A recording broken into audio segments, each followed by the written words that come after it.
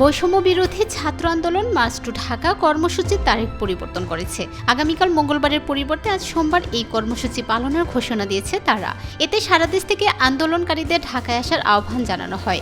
গতকাল রোববার বৈষম্য বিরোধী ছাত্র আন্দোলনের সমন্বয়ক আসিফ মাহমুদ এক বিবৃতিতে এই তথ্য জানান। আসিফ মাহমুদ বলেন, পরিস্থিতি পর্যালোচনায় এক জরুরি সিদ্ধান্তে আমাদের মার্চ টু ঢাকা কর্মসূচি মঙ্গলবার থেকে পরিবর্তন করে সোমবার আজ করা হলো। তিনি আজই সারা দেশের ছাত্র জনতাকে ঢাকার উদ্দেশ্যে যাত্রা করার আহ্বান জানান। বিবৃতিতে আসিফ মাহমুদ বলেন, আজ অসংখ্য ছাত্র জনতাকে খুন করেছে সরকার। চূড়ান্ত জবাব দেওয়ার সময় এসে গেছে। বিশেষ করে আশেপাশের জেলাগুলো থেকে সবাই ঢাকায় আসবেন।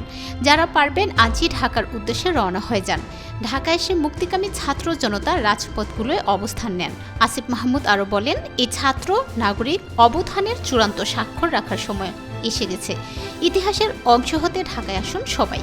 যে যেভাবে পারেন ঢাকায় চলে আসুন। ছাত্র জনতা এক নতুন বাংলাদেশের অভ্যুদয় ঘটাবো।